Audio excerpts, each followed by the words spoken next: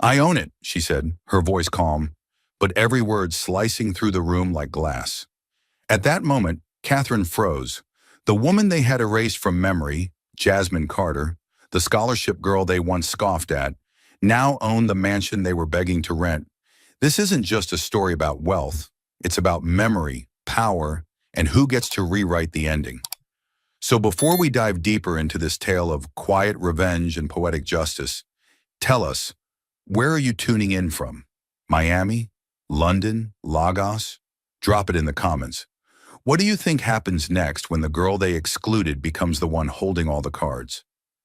The cafe buzzed with the low hum of wealth, polished laughter, soft clinks of porcelain, and the faint tap of Louboutin heels against marble. In a sunlit corner framed by floor-to-ceiling windows, 5 women gathered around a table that looked more like a runway staging ground than a casual brunch spot. Everything about them, from the gold-rimmed cappuccinos to the designer handbags perched like trophies, screamed curated perfection. At the center sat Catherine Whitmore, her platinum blonde bob razor sharp, her posture untouched by time, and her voice the same one that had once ruled the high school halls with the effortless authority of a queen. She scrolled casually through her tablet, her manicured finger flicking away options with the disinterest of someone who had never heard the word settle.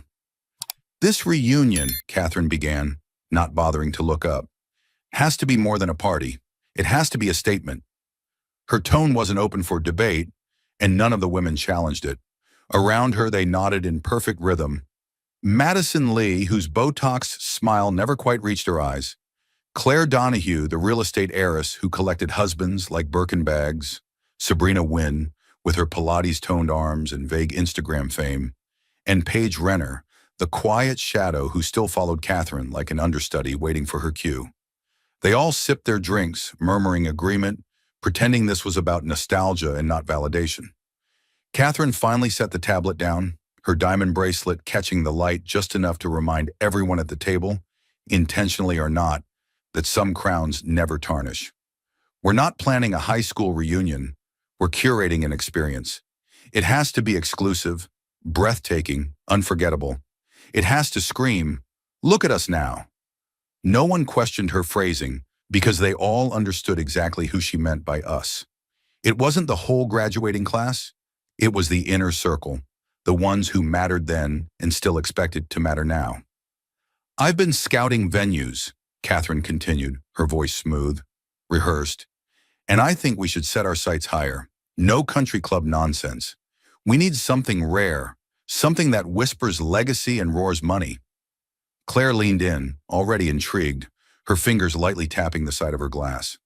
Like that estate in the hills with the private garden and the infinity pool? Catherine gave a satisfied smile, the kind that confirmed she'd already thought of it. Exactly. The Elms.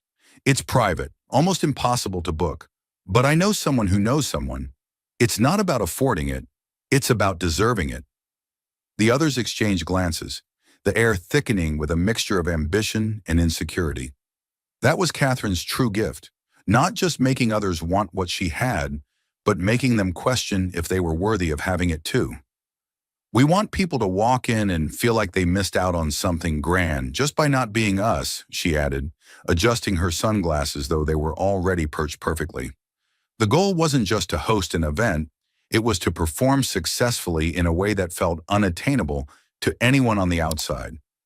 As the conversation shifted toward floral arrangements and high-end catering, the guest list came into focus. Catherine reopened her tablet and began reading names like they were assets. Each mention came with a commentary. Harper Langford? Married to a hedge fund guy. Definitely. Noah Jennings? Has a vineyard now. Absolutely. The list was less about reconnecting with classmates and more about curating an audience that would reflect their glow. Then Paige, always the one to ask the offbeat question, tilted her head and asked, "What about Jasmine Carter? She was in our class, right?" The question hovered like static in the air. Catherine's finger froze mid-scroll. "Jasmine Carter," she repeated like trying to place an old misplaced bookmark. "Oh, right. The scholarship girl." Claire raised an eyebrow. "The one who used to wear the same 3 cardigans all year?" Madison snorted softly into her drink. I think she spent more time in the library than the cafeteria, Sabrina offered. Wasn't she the one who won some science thing senior year? But the tone wasn't admiration. It was mild amusement, as though recalling a background character in a story they'd already rewritten. Catherine gave a dismissive wave. Honestly, I don't think she'd feel comfortable at the Elms. It's not her scene.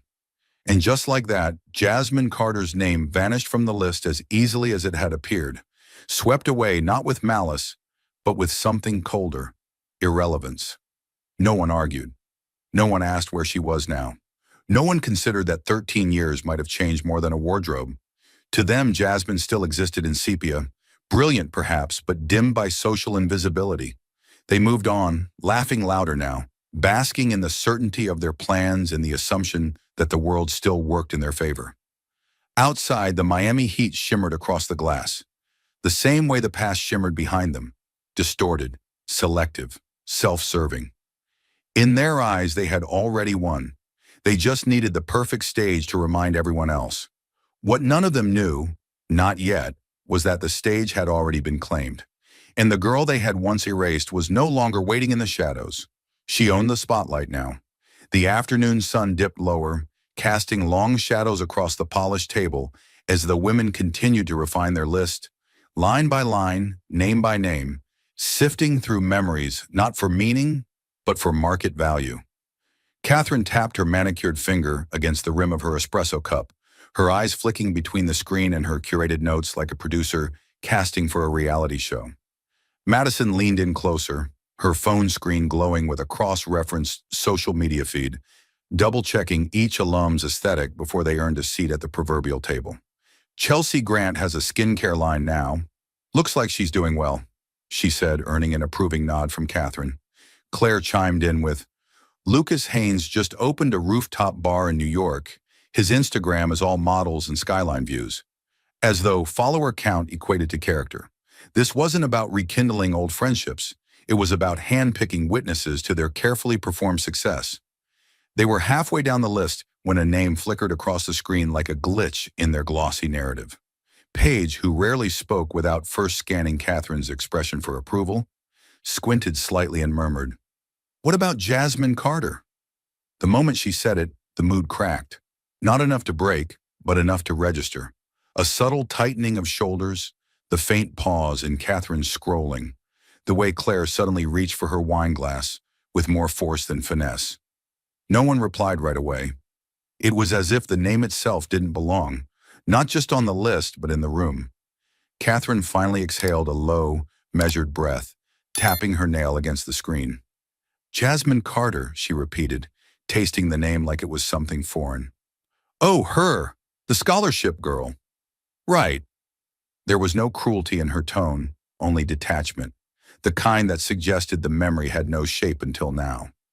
Claire's voice rose, faintly bemused. She always had her nose buried in some giant book, remember? Never came to dances, always dressed like she raided a librarian's clearance rack. Laughter followed, not mocking, not overt, but the kind of laughter people reserve for remembering something that never threatened them. She was smart, though, Sabrina added, though her tone made smart sound more like a medical condition than a compliment. Didn't she win something? Science, biology, whatever? Madison waved her hand dismissively, already bored. Probably working at some lab or teaching at a college. You know the type. Quiet, harmless. Catherine's lips curled into a small, dry smile. Well, I doubt she'd really vibe with the event we're planning. I mean, the Elms isn't exactly a cardigan and book club setting. Her voice wasn't raised, yet her words sealed Jasmine's fate without question. No vote was needed, no disagreement voiced. Jasmine Carter, whoever she'd become, would not be part of their reunion. It wasn't personal, it was structural. In their world, exclusion was rarely loud. It was subtle, clean, and final. The list moved on. Another glass was poured, another story shared, another memory polished until it sparkled the way they wanted it to. Yet something about Jasmine's name lingered in the edges of their conversations, like perfume caught on a breeze long after the person had passed. Paige, ever the quiet observer, glanced again at the tablet, her brow furrowing ever so slightly, as if something didn't quite sit right. But Catherine's presence was too commanding, her vision too decisive, and Paige swallowed her uncertainty with a sip of rosé. Outside the cafe, the world went on. Cars crawled past on the boulevard, pedestrians laughed into their phones, and the sky deepened into amber. Inside, the women finalized their draft of a guest list so heavily edited it no longer resembled a class reunion, but a celebration of curated visibility. The kind of event that made others feel like they'd missed something important because they had not been chosen. And Jasmine? She wasn't forgotten. She was removed. With a tap of a screen and a passing comment, she was assigned a place outside the velvet rope they'd mentally erected around their event. They didn't wonder where she was, what she'd become, or if she'd even want to be part of something like this.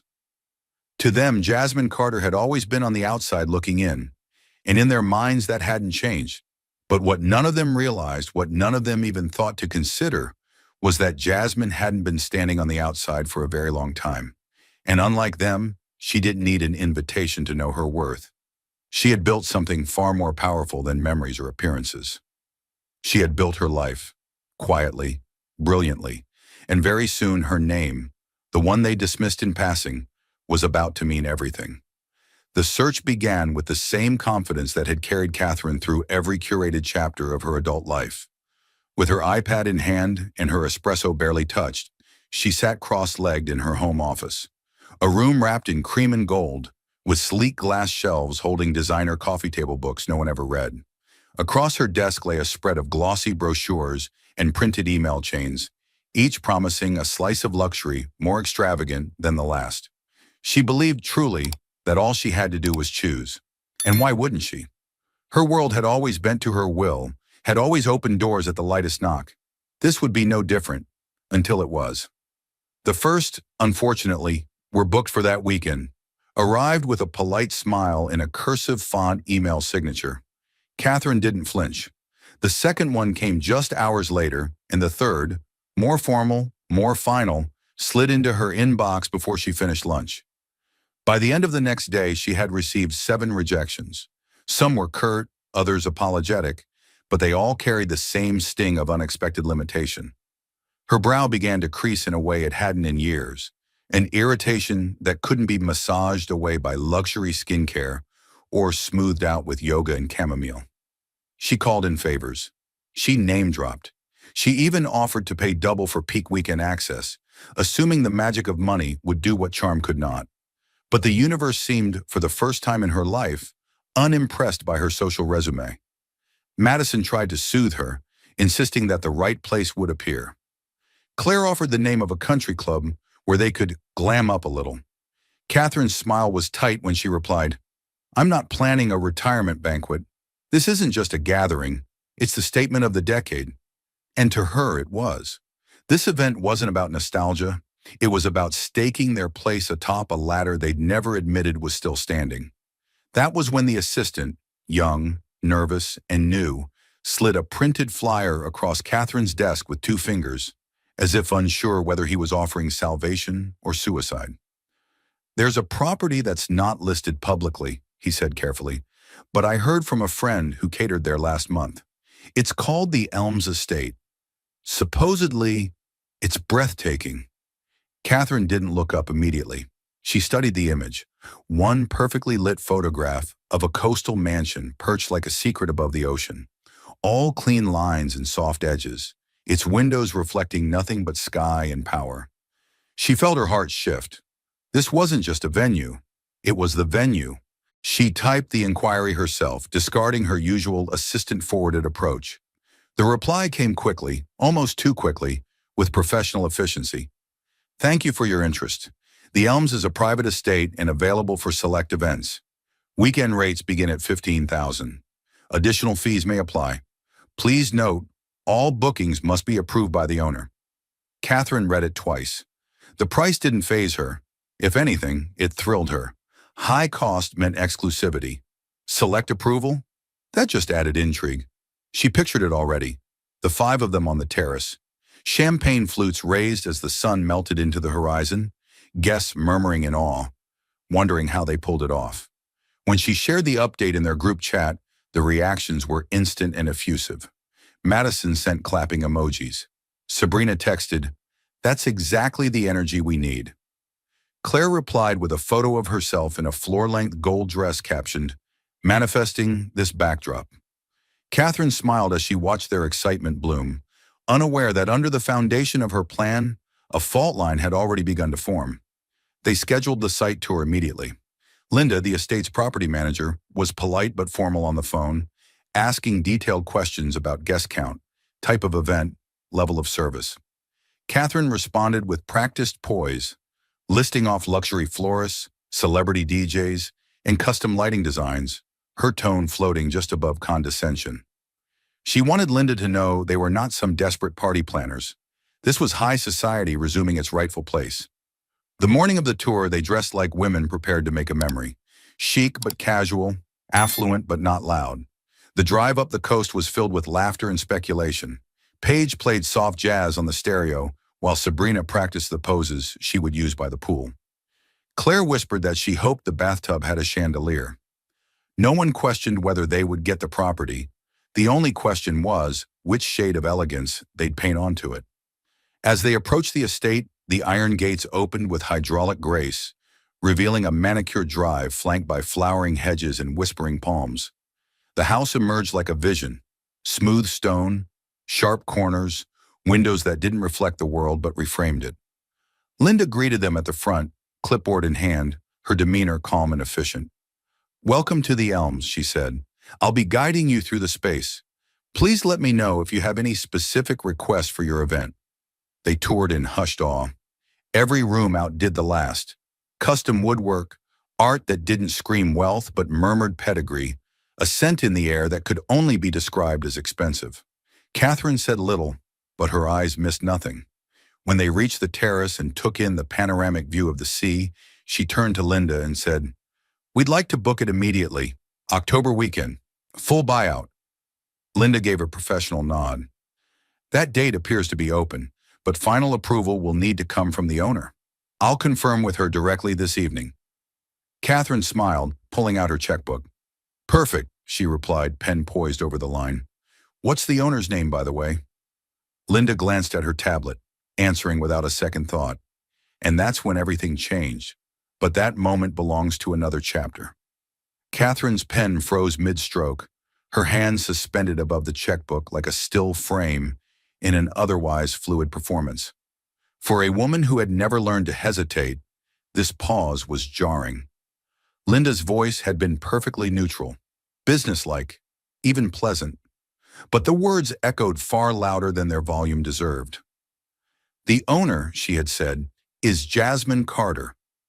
It was a name spoken without weight, but to Catherine, it landed like a verdict. The same name that had been so casually erased from the reunion guest list now sat on the deed to the very estate they were desperate to claim. The silence that followed wasn't empty. It was thick, stretching over the marble floors and crystal chandeliers like a fog. Madison's phone slipped slightly in her hand, her mouth open just enough to betray the sudden break in her composure. Sabrina turned toward Catherine, waiting for a cue, but none came. Claire blinked twice, as though the name might change if she gave it a moment. Paige, ever the observer, said nothing at all, though her eyes had never left Catherine's face. And Catherine, she was still, as if movement might confirm the reality she now desperately wished to question. "Carter?" Catherine finally asked, her voice lighter than usual, as if testing whether this was truly the same girl they had once relegated to the back row of every classroom and every memory. Linda, unfazed, nodded. "Yes, Jasmine Carter. She purchased the Elm several years ago. Very private, but she hosts a few events each year, strictly by request." The woman's tone was purely informative, devoid of any drama, completely unaware that she had just detonated a social bomb in the middle of an otherwise perfect afternoon. The group trailed behind Linda through the rest of the estate, but the energy had shifted entirely. The sweeping views no longer inspired wonder. They demanded explanation. The infinity pool, which just moments ago had promised envy and elegance, now shimmered with accusation. It was hers. Jasmine Carter's. The girl who had eaten lunch alone while they planned prom themes. The girl whose science fair victory had been squeezed between announcements for cheer tryouts. The girl who had been deemed unworthy of an invitation was now the gatekeeper of their fantasy. As they followed Linda down the staircase to the wine cellar, no one spoke. The hush wasn't reverent. It was heavy, almost burdensome. Each woman was lost in the same question. How? How had Jasmine Carter gone from invisible to untouchable? How had she leapt from discount notebooks and thrifted sweaters to a cliffside mansion with a wine library larger than most people's apartments? And more importantly, how had none of them seen it coming? Linda, still unaware of the tectonic shift behind her, continued the tour with practiced ease. This space is typically used for tastings or private chef pairings. The owner is very particular about guest behavior and discretion. She believes the home should be treated as a sanctuary. Catherine didn't respond, and neither did her entourage.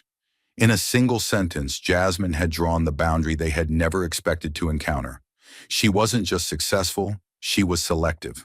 And they, women who had built their lives on the assumption that access was their birthright, had no guarantee of inclusion. By the time they returned to the main living area, Catherine's expression had hardened into something unreadable. It wasn't rage, nor panic, but something colder, calculation. She handed Linda her card instead of the checkbook. "Once the owner approves the date," she said evenly, "please let me know, and we'll handle payment immediately." Linda nodded, promising a prompt response, then turned to escort them out. As they exited through the grand foyer, the massive doors opened onto the coastal wind, which now seemed to carry a hint of judgment. They walked in silence past the hedges and the elegant pathway, each of them rehearsing the same realization in different words. Jasmine Carter hadn't just climbed the ladder. They now stood beneath it, looking up. In the car, Sabrina finally broke the silence. "Do you think she knows who we are?" The question hung in the air like a dare. Madison scoffed, but it lacked conviction. "Please, she probably doesn't even remember us." Claire gave a short laugh, the kind of people use to fill space when they don't have answers. But Paige, speaking for the first time since they'd heard the name, said quietly, "I think she remembers exactly who we are. I just don't think it matters anymore." Catherine didn't respond. She sat stiffly in the passenger seat, staring out the window as the estate shrank behind them, swallowed by palm trees in silence. Her reflection in the glass looked unfamiliar, slightly older, slightly shaken, slightly less in control. Jasmine Carter. The name had once meant nothing, a flicker in a sea of forgettable classmates. Now it was a lock on the door of her perfect plan, and she had no key. But Catherine Whitmore had never been one to lose without a fight. And if Jasmine stood in the way of the event Catherine had envisioned, if she now held the power to grant or deny entry, then Catherine would do what she always did when the world didn't bend easily. She would bend it harder. After all, wasn't she still the queen?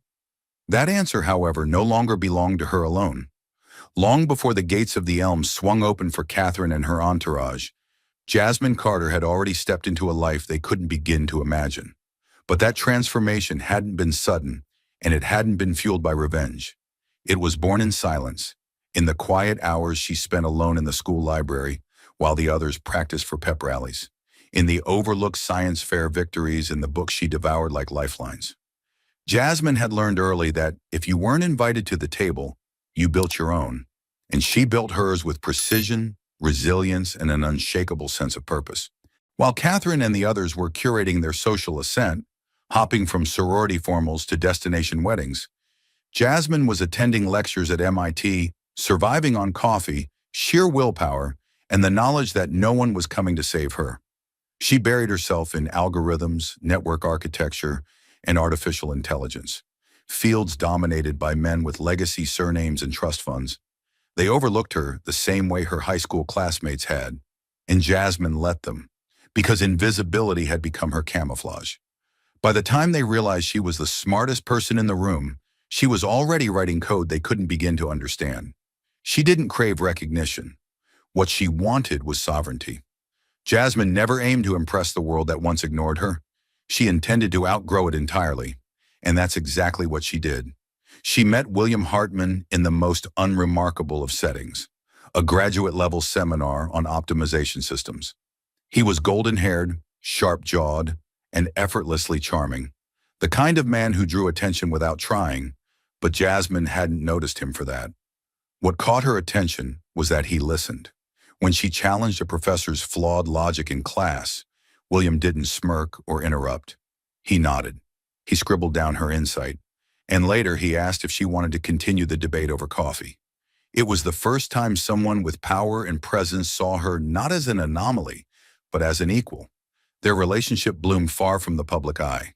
No grand declarations, no social media parades, just long nights solving problems, arguing about design principles, and laughing at things no one else would understand. William wasn't intimidated by Jasmine's brilliance. He was drawn to it. When he introduced her to his family, titans of the European tech scene, Jasmine stood in their glass-walled penthouse as if she'd always belonged there. And slowly she did. Not by assimilating, but by refusing to shrink. When they married, it wasn't on a Tuscan cliffside or in a Manhattan ballroom. It was on a private beach with 20 guests and no press.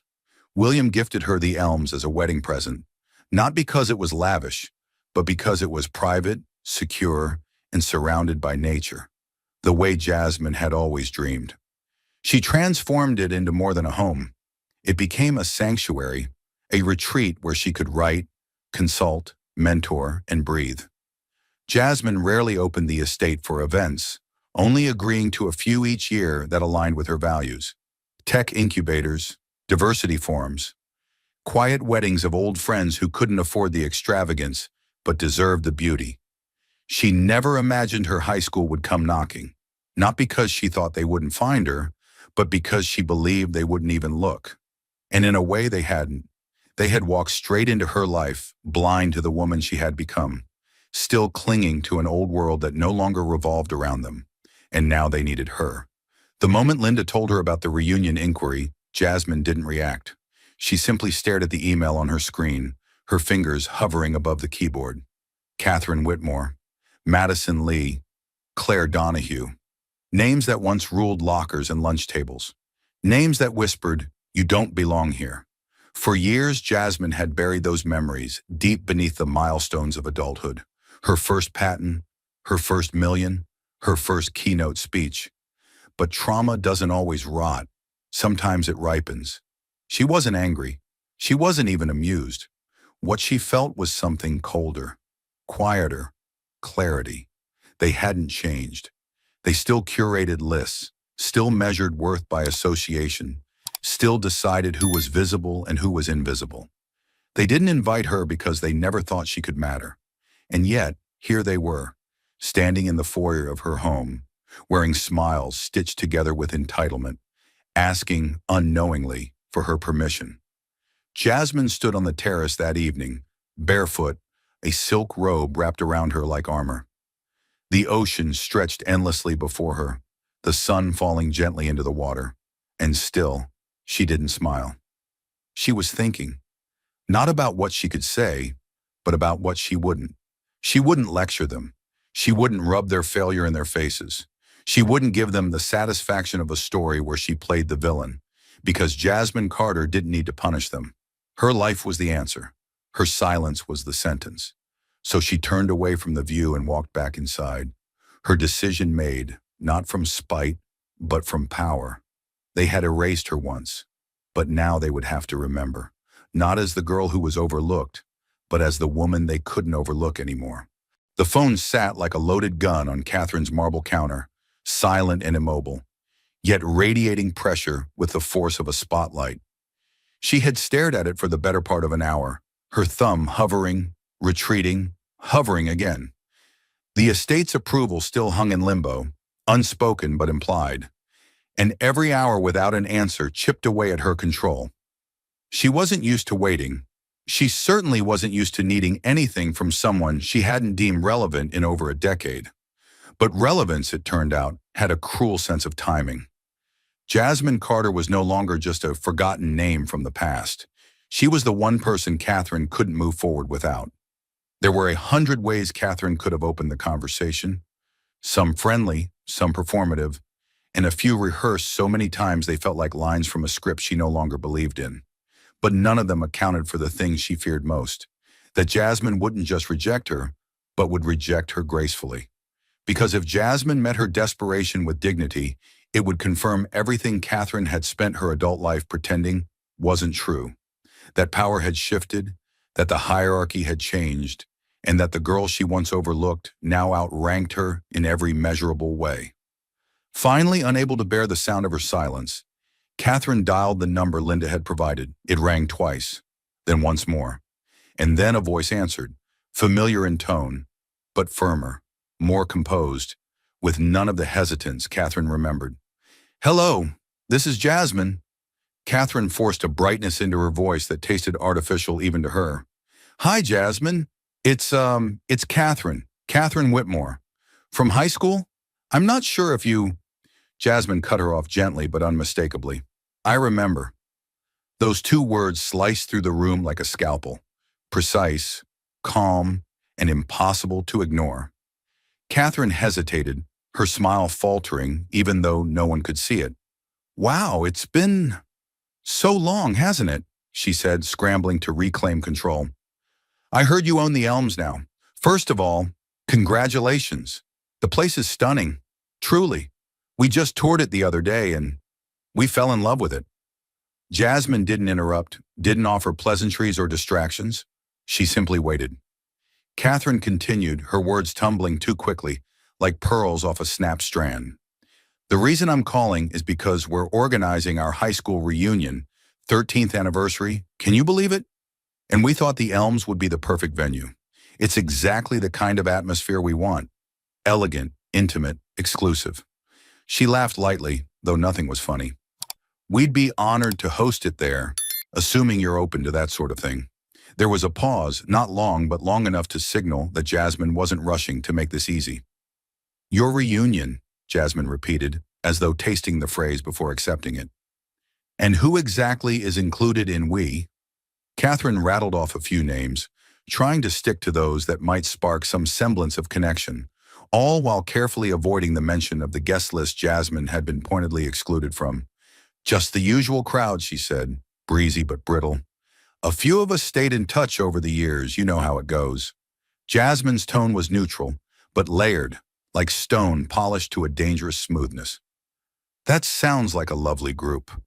Catherine smiled instinctively, then realized it was a mistake. Something in Jasmine's voice didn't match the words, and the unease returned with a new edge. Jasmine asked, "How many people are you expecting?" Catherine, now caught in the momentum of the pitch, rattled off numbers, vendor plans, catering menus, decor vision boards, all in the hope that professionalism would outweigh the personal history they both knew hadn't been forgotten. "It sounds like you've put a lot of thought into it," Jasmine said after a pause. "Very thorough, very selective." The last word landed with the weight of a verdict. Catherine's throat tightened. She could hear it now. The very thing Jasmine wasn't saying. She knew.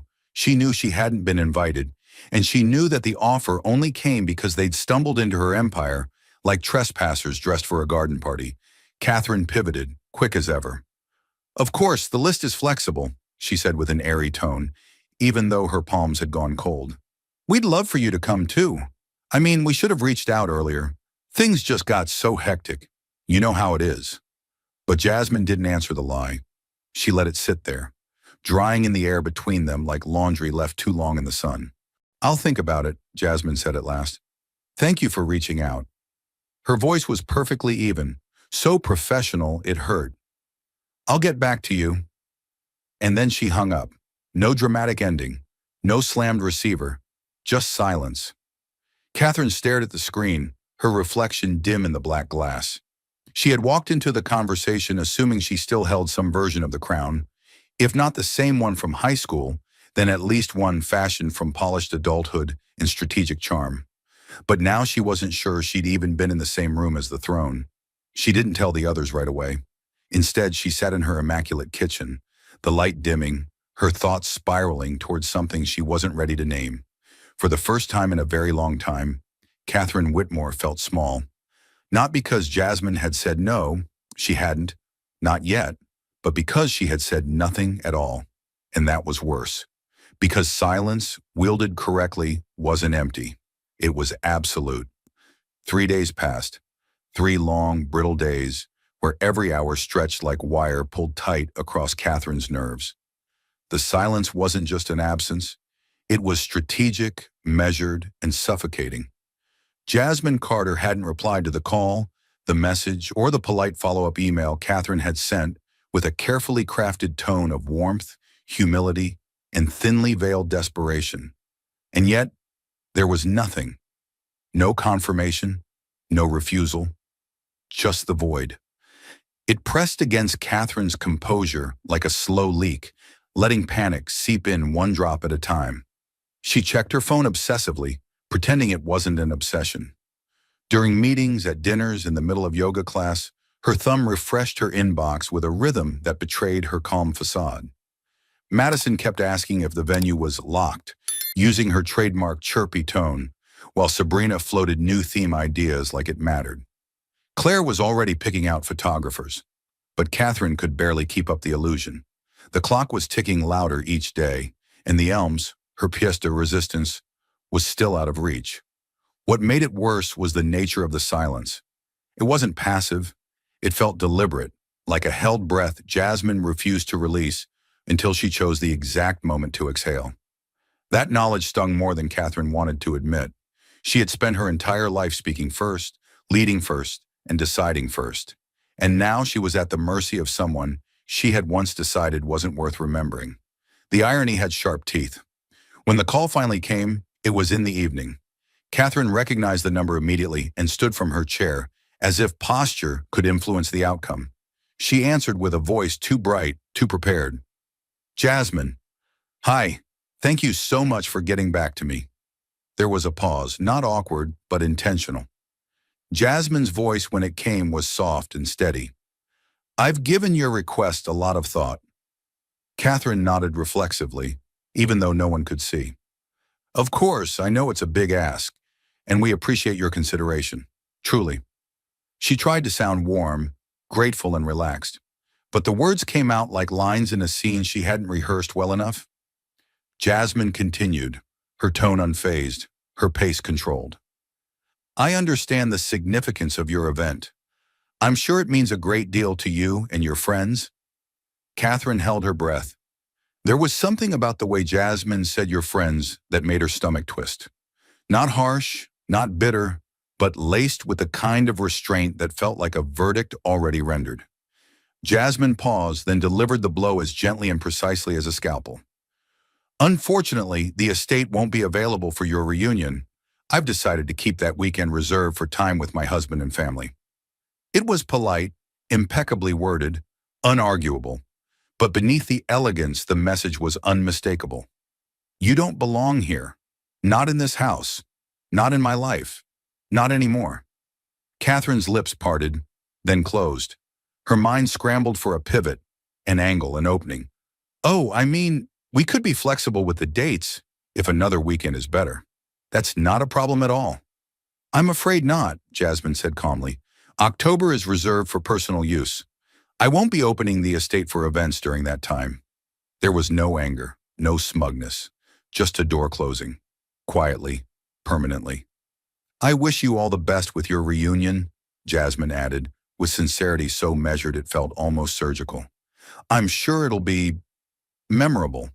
The call ended, not with a bang, but with a click so soft it sounded like silk being folded. Catherine stood in the middle of her kitchen, phone still in hand, the room suddenly colder than it had been a moment before. She didn't scream. She didn't throw anything. She simply exhaled and sat down, her legs barely finding the edge of the stool. Her empire hadn't crumbled, but something had cracked, something invisible, internal, and essential. Later that night, she told the group the estate was booked out after all, spinning the excuse with a shrug and a strained smile. They groaned, pouted, and offered backup suggestions with the kind of casual privilege that came from never wondering if a door was closed because of who you were. Only Paige watched Catherine a second too long, as if she saw the truth underneath the explanation. But Paige, as always, said nothing. They settled on a country club ballroom, refined, expensive, and utterly forgettable. The kind of place where events were photographed but never remembered. The reunion would go on, the outfits would sparkle, the drinks would flow, and the photos would be posted. But the shimmer would be synthetic, and somewhere deep down, Catherine knew it. The show would continue, but the spotlight had shifted. It wasn't hers anymore, and as she lay in bed that night, scrolling mindlessly through her camera roll, filled with curated proof of a life lived perfectly, she kept circling back to one image: the terrace at the Elms, the golden hour light, the sound of the sea, the view she'd never get. She pictured Jasmine standing there now, barefoot and calm, wine glass in hand, completely untouched by the chaos she'd caused. Or maybe Jasmine wasn't even thinking about her at all. That, Catherine realized, was the final sting. Not the rejection, not the silence, not even the loss of the perfect venue. It was the fact that, to Jasmine Carter, this entire ordeal had probably been nothing more than a brief inconvenience. And that was the deepest kind of power, walking away while the other person is still unraveling. The country club ballroom gleamed with polished chandeliers and rented ambition, the walls draped in white chiffon as if to disguise the mediocrity they couldn't quite conceal. The welcome sign read, 13th Anniversary Reunion, Class of Windsor High, but the letters looked tired, as though they had been cut and pasted from an event that once dreamed of being better. Outside, valet attendants yawned between Teslas and leased Bentleys. Inside, the music was too loud to talk and too forgettable to dance.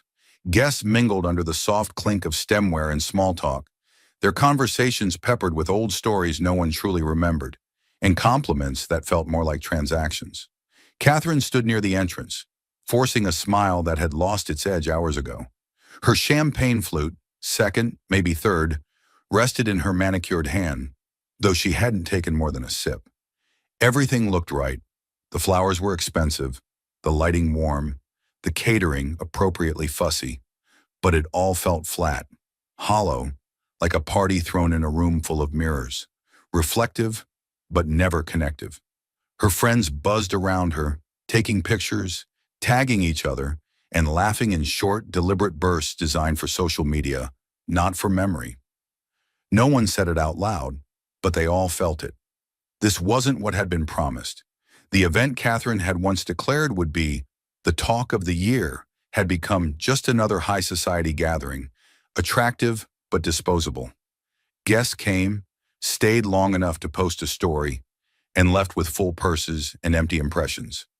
Even the nostalgia felt rehearsed, as if they were all too busy proving how far they'd come to remember who they used to be.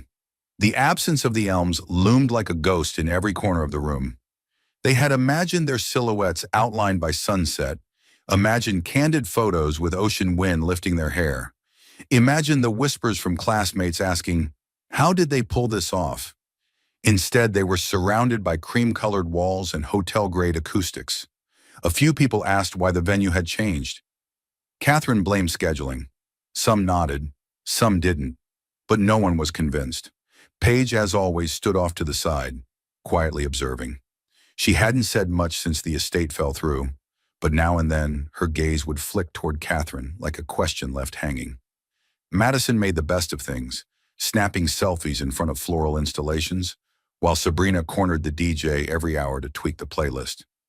Claire hovered near the bar, talking to someone she used to date, or perhaps just someone who used to know her name. And Jasmine Carter?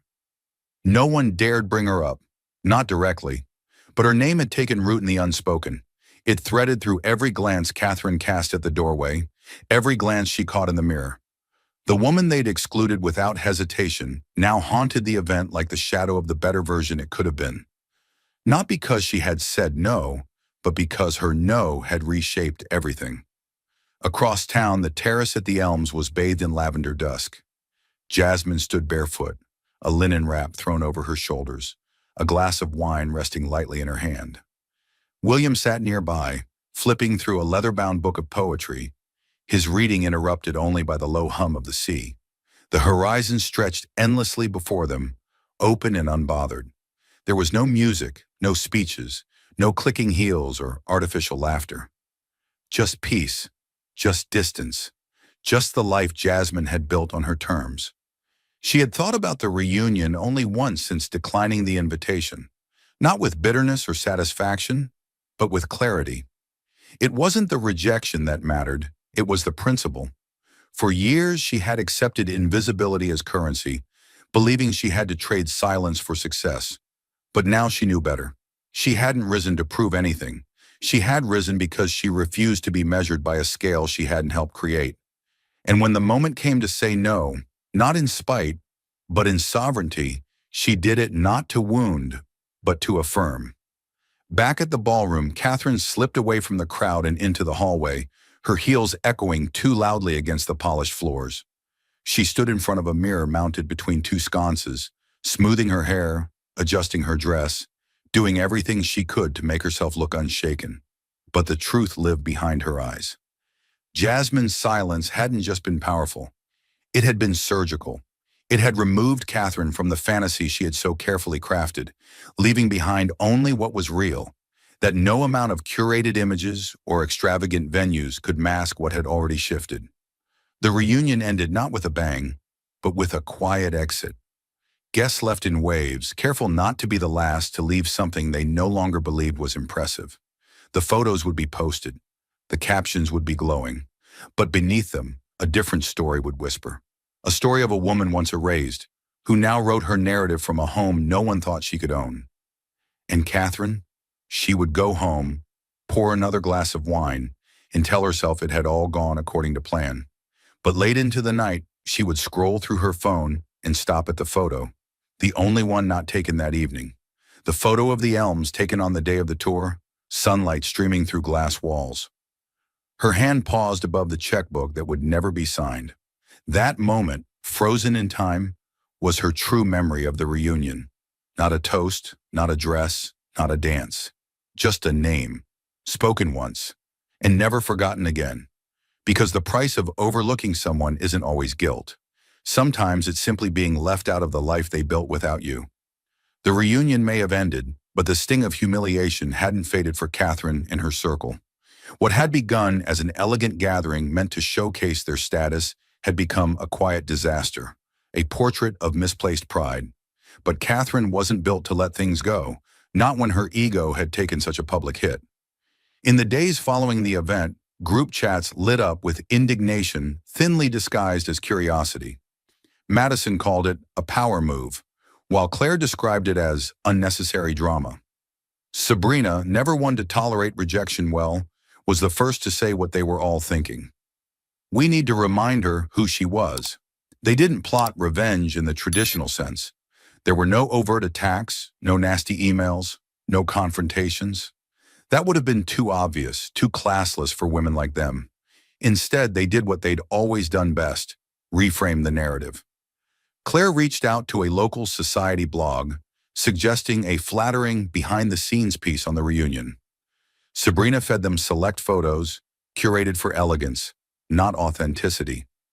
Madison started dropping Jasmine's name in cocktail circles, always with a knowing look and a loaded line. Well, she certainly made a choice, didn't she? They expected the whispers to work. They always had. When they controlled the story, they controlled the power. But this time something strange happened. The story didn't catch fire. It fizzled. The blog piece drew polite interest, but was quickly overshadowed by a more captivating narrative. An op-ed written by a well-known editor who had attended the reunion and noticed something off. Titled, "The New Power Class, When Exclusion Meets Ownership," the piece didn't mention names, but the subtext was razor sharp. It praised the quiet, poised presence of the woman who hadn't needed to attend the reunion to own it, literally and metaphorically. Catherine read the article twice, then a third time, her jaw tightening with each paragraph. The public wasn't rallying behind her curated version of events. Instead, they were elevating Jasmine, admiring her dignity, her silence, her restraint. Suddenly, people weren't just asking who she was, they were asking how she'd done it. A few even started referring to her not just as the woman who owns the Elms, but as the one who redefined the guest list. Still unwilling to admit defeat, the group tried one final move, hosting a charity brunch, something high profile, meant to remind the city who still held social clout. They secured a top-floor venue, a luxury florist, and a Michelin star chef. Invitations went out to all the right names. But on the morning of the event, the sky cracked open with rain, the elevator system failed, and half the vendors arrived late. Guests whispered about the chaos, but what turned heads was who didn't show up. Jasmine. Not only had she been invited this time, but her RSVP had come with polite ambiguity. "I'll see if I can make it." She didn't make it. She didn't need to. Her absence was the loudest thing in the room, because while they clinked glasses and forced laughs under flickering light fixtures, Jasmine had been photographed across town, at a tech summit, seated on a panel between CEOs and investors, speaking about equity and innovation. The image went viral by that evening. Her poised silhouette against a backdrop of real influence told a story no party or Instagram post could compete with. The comments weren't just admiration, they were alignment. People wanted to know her, follow her, be her, and suddenly it became clear. No brunch, no blog, no guest list could rewrite what had already been rewritten. Jasmine Carter wasn't part of their world anymore. She had become the world they wanted to be part of. That night, as Catherine scrolled through Jasmine's growing press mentions, her hand clenched around her glass just a little too tightly. The others were quiet in the group chat, no new photos, no recap threads, just a shared, unspoken understanding. They had tried to remind Jasmine who she used to be, but all they'd done was remind themselves of who they no longer were. And Jasmine, she didn't lift a finger. She didn't need to. And that's the story. Quiet power, graceful boundaries, and the kind of success that doesn't need to shout. What would you have done in Jasmine's place? Would you have said yes or walked away just like she did? I'd love to hear your thoughts, your reflections, or even your own stories of being overlooked and rising anyway. Thank you for staying with me through this journey. Your time and attention mean everything. Until next time, stay bold, stay kind, and remember, sometimes the most powerful answer is simply no. See you soon.